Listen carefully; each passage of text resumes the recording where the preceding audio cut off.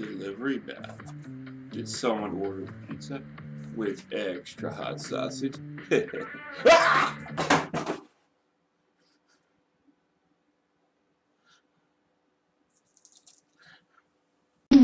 Hey baby, ride with me away. We doesn't have much time. My blue jeans is tight, so onto my love rocket climb. Inside tank of fuel is not fuel, but love above us.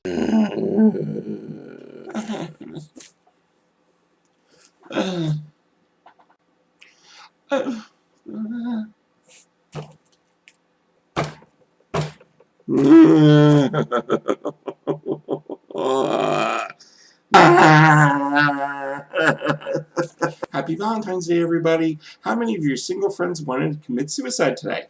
I bet a lot. Yeah, I'm pretty sure of it. Welcome to an exciting new episode of I Can't Do It. Just roll the fucking video.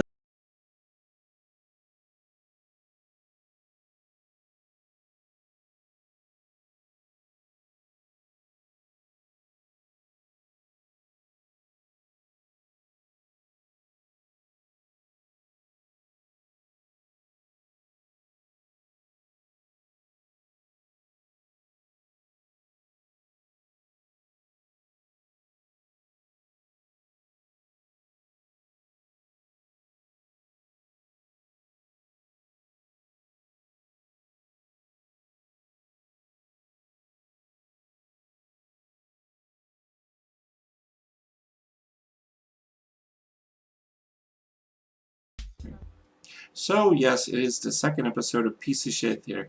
I'm your host, the man who's been able to keep the 5-year streak of not having a Valentine, Chris, a.k.a. Mr. Remote 420, coming with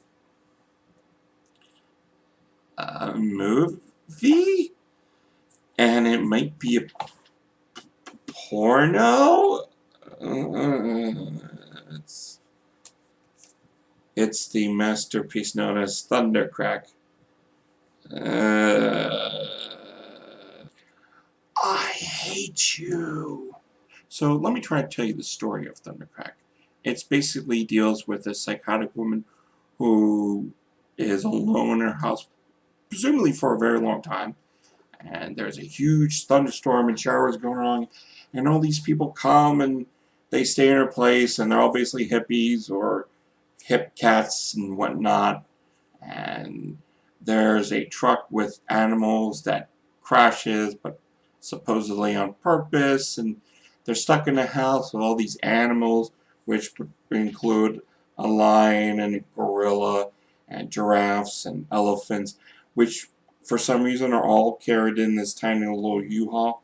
Like, if you saw this U-Haul, you would say, hey, that dude's going to be moving into a one-bedroom apartment or a one-room apartment.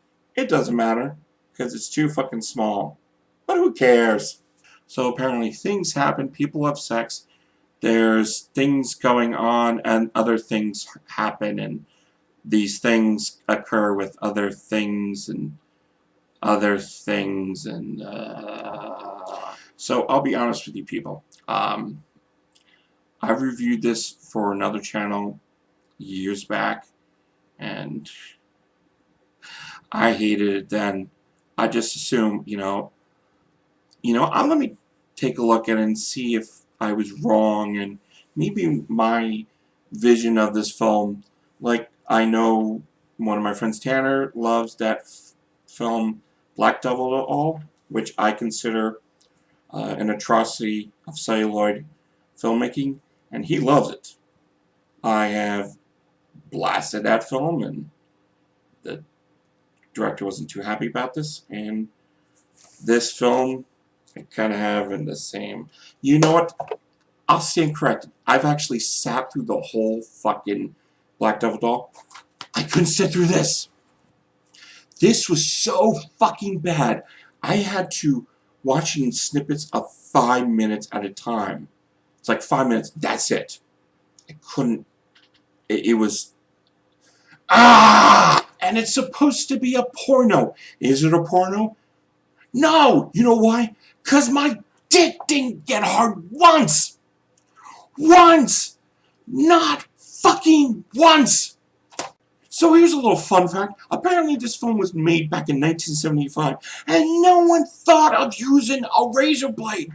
These people were hairier than me, and I'm fucking grizzly bear. Grrr, grrr, hair on chest. These people have 3 times the fucking hair, including the women. Oh God, the women. These women's vag were a forest. A fucking forest! Oh, and yeah, for some reason, everyone had to have their own fucking monologue. It didn't matter who they were or what they thought in their life. They had to have their own fucking monologue. The best monologue came from Marion, eat my fucking dick, Eaton, who for some reason at the beginning of the film had to speak to the dude on the radio, talking here about this horrific storm, and all she could say, "You're a puppet for the rhythm beer. Your strings are being put." And here's a great moment in theatrical filmmaking. There's a knock at the door, and apparently the knock comes from a psychotic fan who's supposedly married to this rock folk singer, Johnny Nitro or Billy Jack Joe Williams, who is the greatest thing on the earth, and she's the head of the fan club, and she goes around telling everybody, it's like, you don't know who my son is? No one knows who your fucking husband is. You know why? Because no one gives a flying fuck what comes out of your fucking mouth and what you fucking think. So, why this woman is knocking the door? Because it's raining outside, supposedly. The nutjob in the fucking house is drunk off her fucking ass, which I know a few people who I've seen and do this. She hears the knock and, oh, who is that? And she thinks, oh, it's the wind. Edgar, is that you? And she hears, hey, can you please open up? Oh, is that from a real human voice? No, who the fuck would it be coming from? So she takes 10 minutes to figure out that she has to go, and she realizes she goes to the bathroom and looks at her teeth and realizes that her breath smells like a dead fucking rat that got shoved up a cat's ass who had a 5-day filled in the hot fucking sun. So she decides the best thing to do to get rid of the drunk breath is to go to the toilet. But first, before she goes to the toilet, she puts on this wig that she gets from Goodwill. She looks pretty, even though the color is like different or something. And she decides, after she puts on the fucking wig, she decides to get rid of her drunken breath to throw up in the fucking toilet. Now, while she's throwing up in the fucking toilet, and she's puking out all the chunks, the wig drops into the toilet. I don't think this was planned. I don't think she had intention of doing it.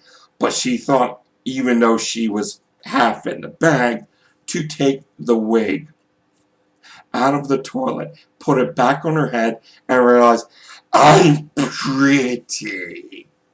And to introduce herself to the next nut job.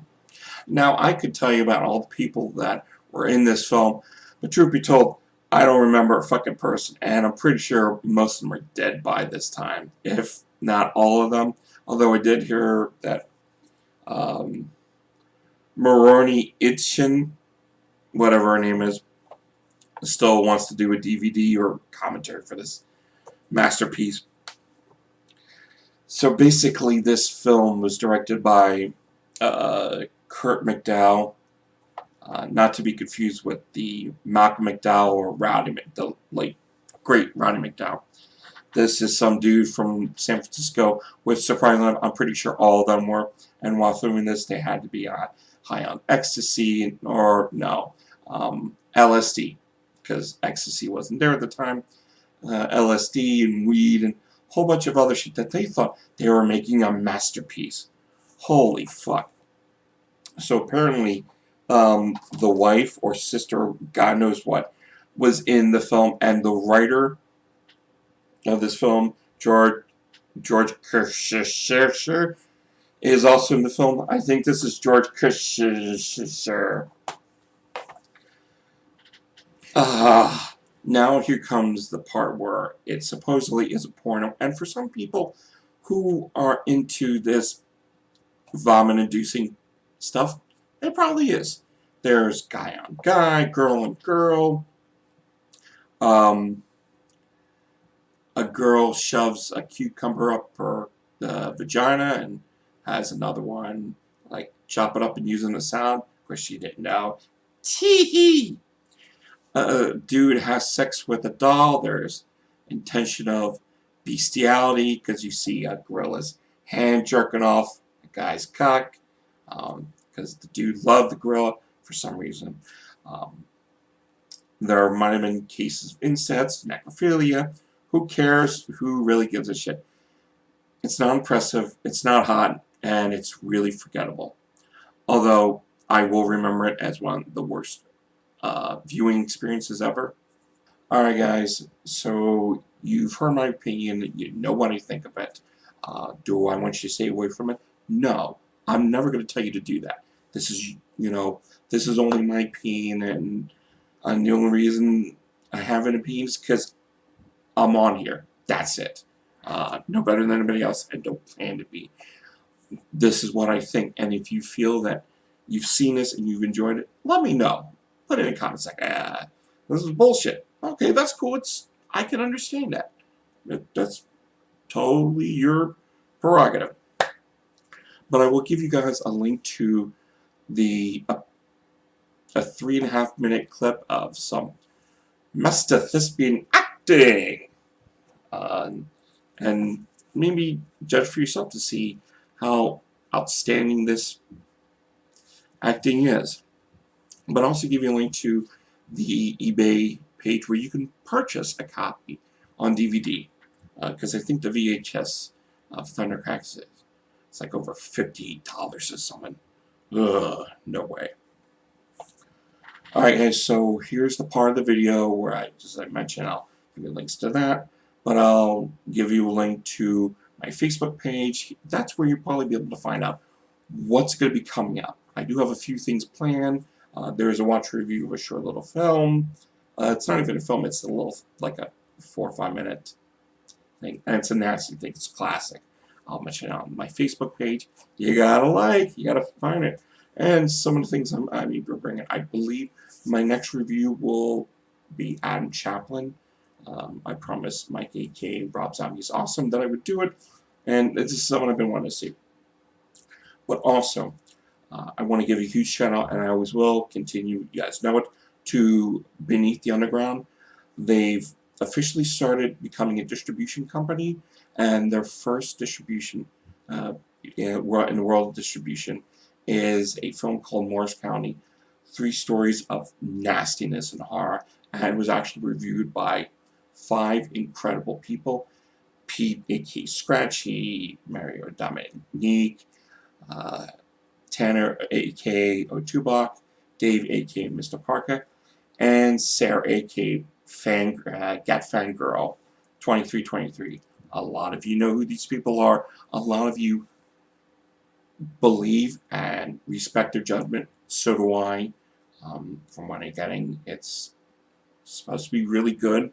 That's something I want to see. So I'm going to give you a link to the BTU website. Check them out, and I think there's actually a Facebook page that you can go on and see what the whole hubbub's about with the BTU.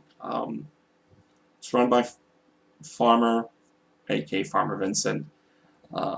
Excellent, amazing guy. Guys, I appreciate the time you've taken out, your schedule. Enjoy your weekend, no matter what happens. And remember, even though it's Valentine's Day, fuck their noise. If you're single, be fucking happy. I saw this video with Sarah last night. She said, screw it. Enjoy it. Don't kill yourself. It's just one fucking day. You have until Christmas to do that. Bye. Oh, rate, comment, subscribe, and don't drink the Kool-Aid. Later. Nothing above but the stars above.